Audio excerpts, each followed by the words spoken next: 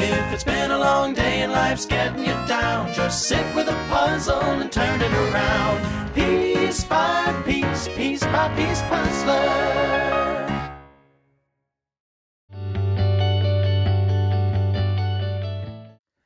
Hi Puzzle fam, this is Richard, aka Piece by Piece Puzzler, and I am back for what is now episode 4 of my new series called The Week in Pieces.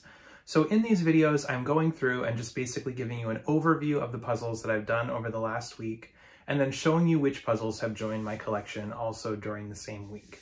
So without further ado, I'll keep this intro pretty short and get right into the puzzles that I've completed this week.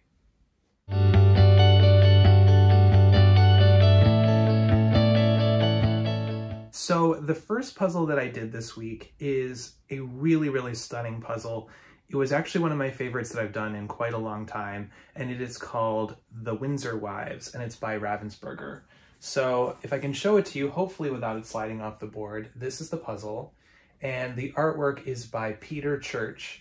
He has done a whole bunch of different designs for Ravensburger, including 2 other Shakespeare-themed ones, one for The Tempest and one for Romeo and Juliet.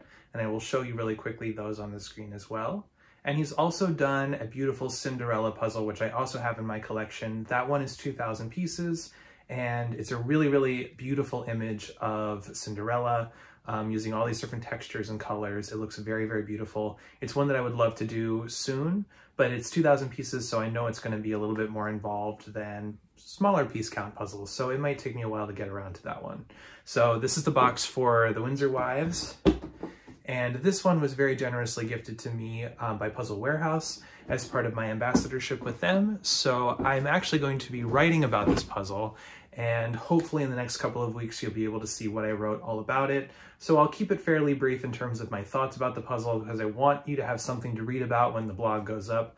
But needless to say, I really love this one. It has so many cool details. I mean, just to kind of point out to you, there's like different scenes from the play are depicted in different sections of the puzzle. So it's just really cool how much detail is packed into this image. And I just love the colors as well. I love all these beautiful kind of verdant greens that are going throughout the puzzle, and the kind of rich reds and yellows. I just love this one. If I had more space in my apartment, or if I had like a whole wall to display puzzles on, this would definitely be one that would go up on the wall, because it's absolutely stunning. So many details, and actually when you photograph it, it doesn't really capture how amazing it looks in person, which sometimes I feel a little bit sad when that happens, because I'm thinking to myself, wow, I wish I could get a slightly better picture of this puzzle and kind of share with others like what exactly it looks like. But this one, it kind of felt like I am so glad I did it here so that I can look at it and really feel how amazing the colors and the image of this one is.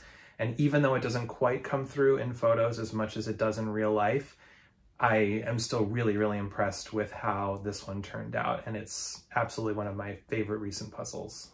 So next up for this week, I also did an Art and Fable puzzle. So many of you know I've done a number of Art and Fable puzzles in the recent past. Most recently, I did the puzzle Game Night, which was part of a puzzle along that Diane, aka Bizzle's Puzzles, and I did for the month of January. And back in September, there was also another puzzle along for Art and Fable that I did, which was of Lost and Found Puzzle Along. That one was with my friend Sasha. We both co-ran that one. And over the last year or two, I've also done a couple of other Art and Fable puzzles just kind of on my own for fun. So on Puzzle Day, which was just last weekend, there were a whole bunch of sales, and Art and Fable had a really great sale. It was 20% off all of their puzzles. It's over now, but it was a really great sale when it was going on. And I've been eyeing a couple of puzzles on their site, and 3 of them really stood out to me. If you order 3 puzzles on their website at any point, you get free shipping, which is a great deal as well. So I ended up buying this puzzle, which is called East of the Sun and West of the Moon. This is the box right here. And I had first seen this one because my fellow YouTuber, The Casual Puzzler, had mentioned that this was one of her all-time favorite puzzles. So I was intrigued. I thought, that's okay, interesting. That's a high endorsement. I watch her channel. I love all of her videos. So I noticed that, and then fairly recently Art and Fable put up a whole blog about the history of the image and also about the fairy tales, which are from Norway. I was going to say from Norwegian. They're Norwegian fairy tales, and that's what inspired this image here. The artwork is by Kay Nielsen, who lived from 1886 to 1957. So this is quite an old artwork. So I just thought the image was great. It had a couple of endorsements. They had this cool blog post that gave some history about the puzzle. So I picked that one up when the Puzzle Day sale was going on, and I put that one together. So this is kind of a combination haul and puzzle I did, because I did this one very shortly after I received it, pretty much the same day it came in the mail, because I was so excited. So I just love this. I love that there's kind of two different sections. The textures and the colors are slightly different, so you can kind of focus on them and go between one and the other. And I also just love the writing on the puzzle. I always love writing, and there's writing at the bottom. And also, I thought it was really cool that what you would call the gutter of the book, which is sort of the crease in the middle of the pages, was included in the artwork. It was kind of cool because once you did the edges of the puzzle, there was sort of another third edge in the middle that you could pick out, and that kind of helped define the puzzling space as you went along. So really enjoyed this puzzle. I just thought it was beautiful to look at. The colors are, you know, kind of dark and muted, but the textures kind of kept you interested all throughout the puzzle. So I highly recommend this one, and if you do it, I really hope you enjoy it. This was absolutely a standout for me as well. So after I finished that Art and Fable puzzle, I moved on, and I was hoping to do another larger 1,000 piece puzzle. I'm still working on that one. It really kind of stumped me. I don't want to talk about it yet, because if I do happen to abandon it, I don't want to feel ashamed for having talked about it on this video. But I decided to put aside a slightly larger puzzle that I am still working on, that hopefully will be in the next Week in Pieces video. But I wanted to instead just focus on something that I thought would kind of bring me back into a positive mood with puzzling. So I decided to do this really cool Golden Girls puzzle, which is by the company The Found, which I've talked about on a couple of recent videos because I'm sort of on a roll with their puzzles lately. I also did a Michelle Obama puzzle that that was from their collection in January. I was looking for something fun and bright to do, and I put this one together. It took me about 2 hours or so. It was a little trickier than I thought it would be because their skin tones and their hair colors were quite similar, and the background was also really busy. It has all these different patterns, so there's sort of these different like berries and fronds, which really kind of makes you think about like life in the Golden Girls house with the lanai and sort of the textures that were going on throughout their house. So I think that the company The Found and the artist Laura Zamowski did a really great job kind of capturing the feel of the show, but making it sort of their own and to fit within their own line of puzzles. So really enjoyed this one as well. Highly recommend it, and I highly recommend all of their puzzles. They're really bright. They're all kind of pop culture themed, a lot of musicians, TV shows, that type of thing. But they all have this kind of interesting irregular piece cut. There are random cut shapes, but they're not impossible. They're very approachable to do. So if you're looking into getting into random piece cut puzzles, perhaps you've mostly done sort of traditional kind of grid cut puzzles and you're thinking that you'd like to branch out, because a lot of their pop culture puzzles are about 500 pieces. I think it's a great place to start. And because they have very accessible pop culture themed imagery, it's pretty easy to find something that you connect to. And also, you know, I've passed a couple of them along to friends, and because of the theme of the puzzle, they're very, you know, easy to pass on to others who will want to do them. So really enjoyed this one. And as with a lot of the puzzles from The Found that I've done in the past, I think I would like to pass this one on to somebody else who would enjoy it, because even though perhaps if I kept it hanging around my apartment, I might want to do it again in a couple of years' time, I need to remember that, you know, puzzles are meant to be enjoyed, and that hopefully somebody else is going to take this one and also have a good experience with it. Whereas here in my apartment, it would probably just be sitting in a closet or on a shelf. So this one I'm going to take apart, either donate it back to the thrift shop or somebody else who wants to do it, who I know, maybe a friend or a colleague. And hopefully there will be a second life for this puzzle. So last on my list are two smaller puzzles that I did this month. It's going to be a lot harder to hold these up because they're going to slide. What did I just say? But this one is called Shakespeare in the Park, and it's from New York Puzzle Company. And I did this one kind of related to the theme of my blog post also for Puzzle Warehouse. So this was also one of the puzzles in my Puzzle Warehouse box. And this one is a little puzzle. It's called Gelatin. I'm blanking on the artist's name, but I will put it in the captions right here so you can see their name. And this is a little puzzle that Anthology Puzzles sent to me because they have a new system on their website where you can get rewards for referring folks over to Anthology Puzzles. So actually, if you go to my Instagram, which is @piecebypiecepuzzler, if you click on the link in my bio, I have a little link there so that you can use my referral code if you're signing up for their service, and you get some points when you sign up, and I also get some points. So I cashed in some reward points for a free mini puzzle, and this is the one they sent me. It has a lobster and a house, and I liked all the cool textures and swirly colors in there. So I was really happy with what they sent me. It was just a surprise. I didn't get to choose it or anything. It was a surprise mini, but I was really happy that they sent me this one. So it all worked out. I really have been enjoying their subscription puzzles. I subscribe to their shaped puzzle subscription. So every month I get one new, it's a fairly medium-sized puzzle. I would say somewhere between 100 and 200 pieces. And it usually has a theme that kind of relates to the time of year, though not always. Sometimes it's something different like butterflies or outer space. And it usually has a whimsy cut, or it always has a whimsy cut. So there's whimsy pieces that match the theme, as well as other kind of, I forget how you would describe the shape, but kind of swirly pieces as well throughout the puzzle. So it's kind of a traditional wooden puzzle in that sense, in that it's kind of got a swirly wooden cut, and then also it has the whimsy pieces incorporated into the cut of the puzzle. So I really enjoy their subscription. If you're looking to get into wooden puzzles, I think they're a great entry point because the price point is a little lower than some other wooden puzzles. And they also have a lot of different accessible sizes that are smaller than even 250 pieces. So it's great for getting into wooden puzzles. I kind of think of it as a gateway drug, like sort of once you get into their puzzles, it's easy to then move on to larger and also more expensive and more intricately cut wooden puzzles. But even so, I mean, even now that I'm into Liberty Puzzles and Wentworth Wooden Puzzles and a bunch of other different wooden puzzle companies, I still am a member of Anthology Puzzles, and I enjoy them, especially as a puzzle snack, as I like to call it, between larger puzzles. To pull out the Zacco board and pull out the wooden puzzle, it's really great for when it's late at night and you're watching some TV that doesn't require a lot of attention, or you've had a really long, busy day and you're not really able to dive into a larger, more intricate cardboard puzzle, but you still want to do something to kind of keep your hands occupied while you're watching TV. It's the perfect kind of puzzle for that. So anyway, I'm not going to hard sell you Anthology Puzzles. I don't get any kind of kickback for recommending them, other than if you use my link, I get some points, which go to rewards later on down the line. But anyway, if you're looking to try them, my link's in my Instagram, link in my bio.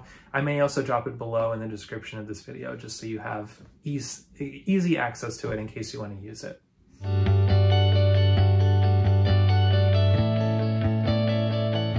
Okay, so now it's on to the second half of the video, and this is the puzzle haul section. So here's where I'm telling you all about the puzzles that have joined my collection over the course of the last week or so. So to start it all off, I've got two new vintage puzzles that are joining my collection, and both of these I got from eBay. And these two were pretty reasonably priced on the lower end of the price spectrum, so they were not, really spendy puzzles, but I just happened to enjoy the artwork that popped up on my eBay search. So the first one is this really cool puzzle. It is a puzzle of a poster for Dracula on Broadway. And this was a really famous production of the show, which I think was from the 70s, if I'm not mistaken. And all of the designs were done by Edward Gorey, the famous illustrator. And there was a lot of different merchandise that kind of accompanied the play. And it was all kind of Edward Gorey artwork themed. So I found this vintage puzzle. It's 500 pieces, and it's by a company called International Polygonics. So I looked them up, and they do have some other puzzles that were vintage that they put out, but this was really the one that caught my eye. And, when I see something that's a Broadway themed puzzle that comes up and it looks like this kind of old classic poster style, I usually just snap at it because I'm so excited to see it. So this one, I think I'm going to save for closer to Halloween time. I'm hoping all the pieces are here. They were all kind of scrunched up in the box. They weren't in a bag or anything, which was a little disappointing. And a couple of them sort of fell on the floor, and I hope I scooped them all up and put them into a plastic bag, as they should be inside the box. So Hopefully this one will be complete. I am going to save this for later in the year, but just wanted to show it to you because I thought this was a cool one. Okay, so the second puzzle that I found on eBay this week was this really cool puzzle from Springbok. This was from the early 70s. I think it was like 1972, and it's called Flags of the World. It features a painting that was done by Andrew Buttram, and it has, as you can see, all these different flags from different countries around the world. So, you know, without going into too much detail, my day job involves a lot of international theater. So I thought that this would be really a fun one to do, and kind of thinking about the intersection of the international nature of what I'm doing by day and also my hobby of puzzling at night. So there's a lot of different countries in here that are easily recognizable. I think I may actually be holding this upside down, even though it's supposed to be right side up. So, you know, you've got Japan, you've got Canada, the UK, you've got Brazil in here, Israel, the United States is in there. So there's a whole bunch of different countries. I just thought this one would be fun. And I also thought this one didn't look super difficult, and it's always nice to have a couple of puzzles that are vintage, that look cool, but are not going to completely break your brain as you're doing them. So I saw this one pop up on my search for vintage Springbok puzzles, and I just snapped and went for it. And this, like I said, this one was not an expensive puzzle. It was one where it was a buy it now, and I was able to just buy it for a fairly low price. So really happy to be adding this one to my collection, and I hope I get to do this one soon for you. So moving on, the next puzzle that is joining the collection is a really fun puzzle from Ravensburger. It's from their Circle of Colors line. You may have seen on my Instagram, I did a Circle of Colors that was all flowers. I also really love, they have another design that's a circle of desserts, and I have that one on my stack, which I am hoping to do very soon. I have been saving this one and the other Circle of Colors puzzle for Puzzle Pride Along in June, because the rainbow themes of the puzzles are really perfect for that month. This one is called, hopefully it has a title here that I can see. It does not, but anyway, it's Rainbow Cake. I'm pretty sure that's the name of it. It's a rainbow cake.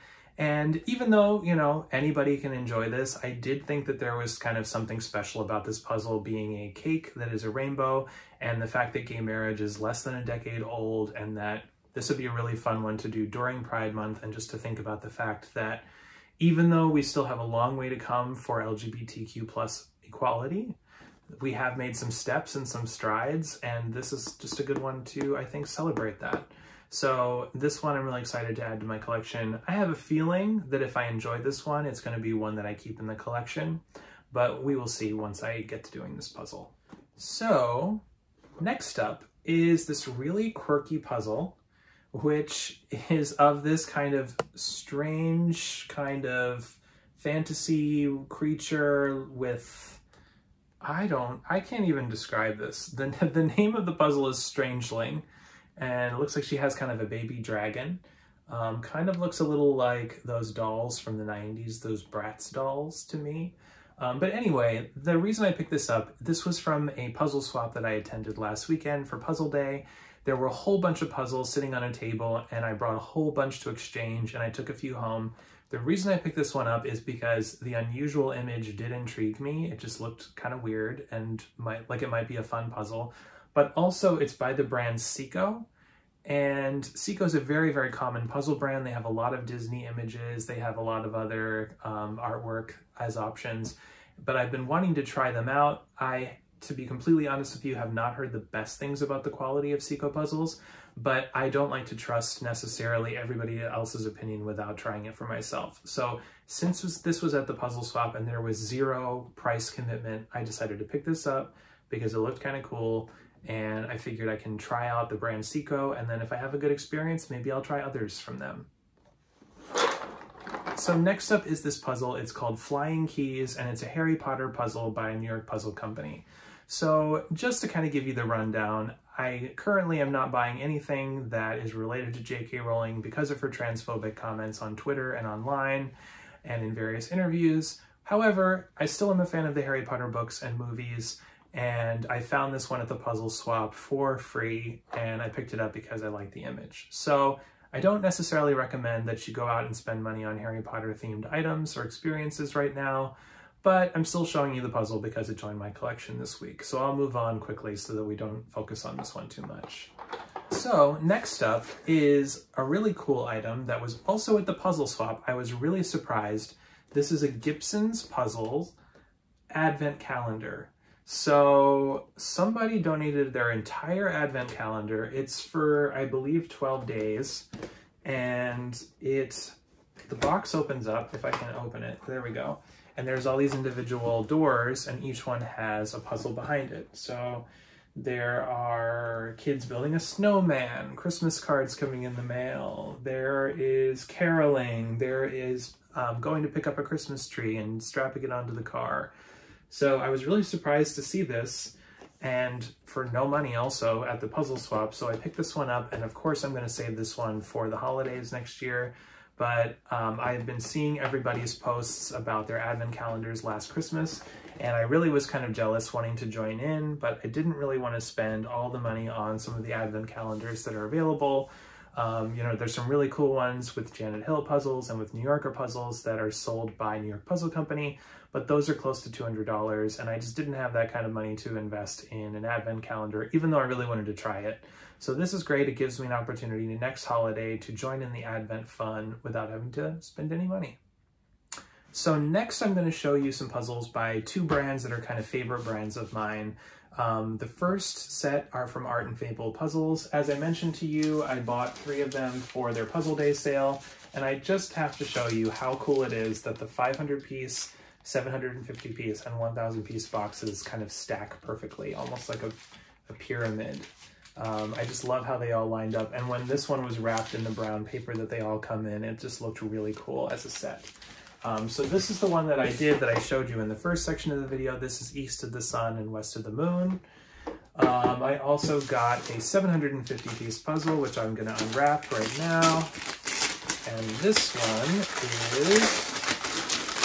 this looks difficult, but it's called Shipside Celebration.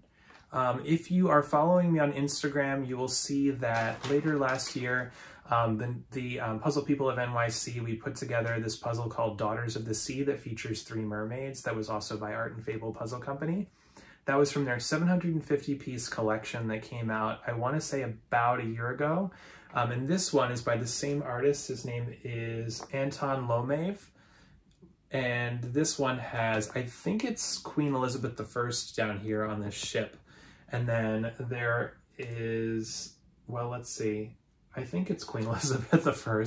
Anyway, but it's this beautiful image of this ship here.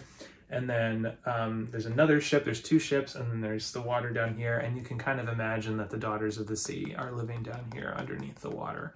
So I just thought this one was very, very beautiful. When I first saw this image, to be honest with you, I thought it looked unnecessarily difficult.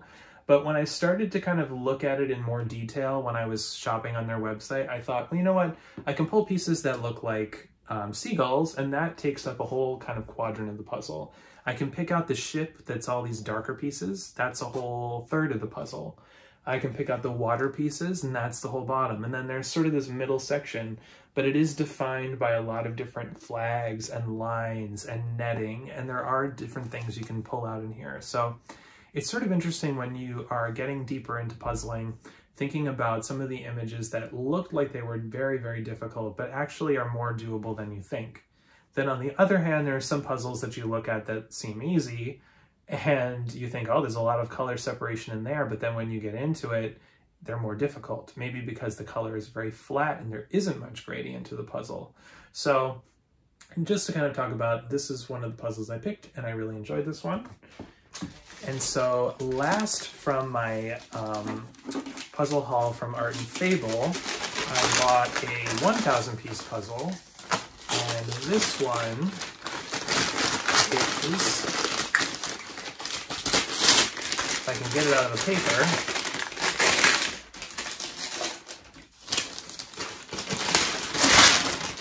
here we go.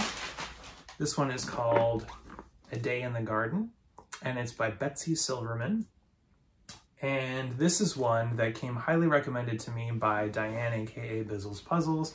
This is one of her all-time favorite puzzles, and it looks really cool. They have several puzzles by this artist, Betsy Silverman, but one thing I didn't realize when I first looked at this image, I thought, oh, beautiful scene of a bridge and, you know, water and people enjoying the park. But what I didn't realize is that if you can kind of see, and I'll cut to a image of the puzzle, it's made up of a collage of tiny, tiny bits of paper. So everything in this image is cut from little squares of paper that are coming together to form this full image. I think you'll be able to see it better when I flash it on the screen than from me holding up the box. But anyway, I think this one's going to be really cool, even cooler than I thought when I originally saw this image. And I was recently just inspired to buy this by all of the endorsements of this puzzle, and I'm really excited to dig in and enjoy this one. So second to last in terms of the puzzle haul is this puzzle, which is from Soonness. And you may have seen on Soonness's Instagram that they recently concluded their latest P&P event, and all three of the puzzles that were on that event ended up getting funded this time, which is really exciting. Congratulations to Soonness, and congratulations to all of the artists who were in the running. And so this puzzle is not from the latest collection, obviously, because those are still in the works. I think, if I'm not mistaken, those are coming out in like March or April. And this one I ended up getting from Soonness. This is from their last year's collection. And this one is called Girls Room. You may have seen this one on Jigsaw Juby's channel. Here's the full image here for you. And to be honest with you, because it's a picture of two girls' room, when I originally saw it, I was not necessarily so drawn to it. But doing the supermarket puzzle by Rowan that I showed you in a past Week in Pieces video, I really enjoyed the art style. I really enjoyed the texture of the colored pencils throughout the image. And I thought after seeing Jigsaw Juby put this one together that it just looked really fun, very bright. And even though it's not necessarily immediately the theme that I would have chosen for a puzzle, I think I'm going to enjoy this. So in the new P&P event, because I'm really interested in this artist, Rowan, she's a Korean illustrator, and all of her artwork is in this kind of colored pencil texture, at least all of the artwork I've seen is. And there's a new one called Electronic Fantasy that's part of the latest collection, so I also funded that one. So when the new collection ships, I'm going to have that puzzle as well, and then I'll have all three of the Rowan puzzles so far: Supermarket, Girls Room, and Electronic Fantasy. So I'm really kind of a fan now of Rowan's artwork and Rowan's puzzles. Of course, I'm also a fan of Soonness and their puzzles. So I'm really thrilled to be adding this one to the collection. I don't know how quickly I'm going to get around to doing this one, but because they're limited edition puzzles, one thing about Soonness is if you see something that you like and you're not going to be sharing it with somebody else or getting it from them as a loan or a trade or something, act on it and make sure you get the puzzle and add it to your collection while you still can, because once they sell out, they're sold out. And that's part of the sustainable aspect of their puzzles, because they're only doing kind of small batch orders of each puzzle so that they can be more environmentally friendly.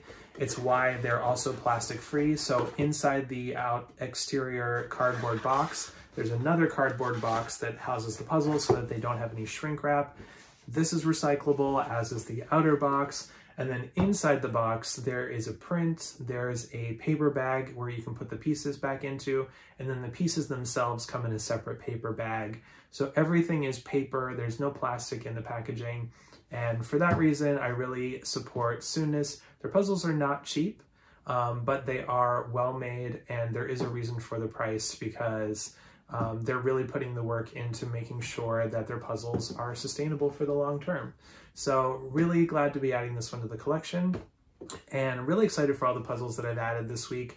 I will say that I'm feeling slightly overwhelmed by the number of puzzles that are coming into my collection lately, and I'm running out of room for all of them to be here. So I do need to kind of get into puzzling a little bit faster, and I think I need to slow down on the buying and the acquiring of puzzles. However, you know, increasingly I've been getting more companies sending me puzzles to review or to feature, and it's hard to say no to those, and I have been having a lot of fun featuring different puzzles that companies sent to me. So I'm not sure exactly what I'm going to do, but in the next couple of weeks you may see a slight slowdown in the puzzle haul, And just know it's not because I don't want to get more puzzles, it's just because I need to work through some of the ones that have entered my collection in the last few weeks. So before I sign off for this week in pieces, there is one more thing that I really want to show you, but I'm gonna make you wait. So inside this ginormous box from Amazon Germany is a puzzle that I invested in right around the very beginning of this year. It's something that is going to be a bit of a long-term project for me, so that might be a bit of a hint as to what it could be, but I'm not gonna show it to you just yet. I will just say to you that I think probably over the next 2 weeks or so, 2 to 3 weeks, you're gonna see fewer Week in Pieces videos from me, and that's because I'm gonna be working on 2 other larger scale projects.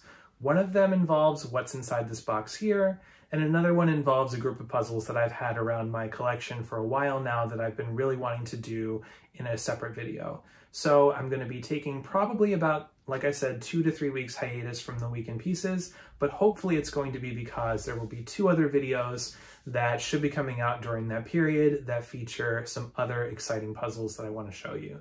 So thank you for sticking to the end of this video. I'm so sorry that I'm not showing you what this is yet, but I promise you that in the next video, you are going to see what this is. So without further ado, if you enjoyed this video, please let me know in the comments if there are any of these puzzles that I have shown you that you want to do yourself, or if you're working on any puzzle, either as you're watching this video or in your own kind of puzzling that you're doing, that you really enjoy that you want to recommend to me, because I do love hearing from you and all of your recommendations.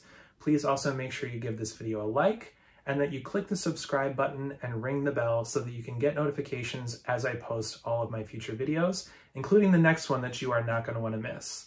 So thank you again for watching this video, and until the next time, happy puzzling. Piece by piece, piece by piece puzzler.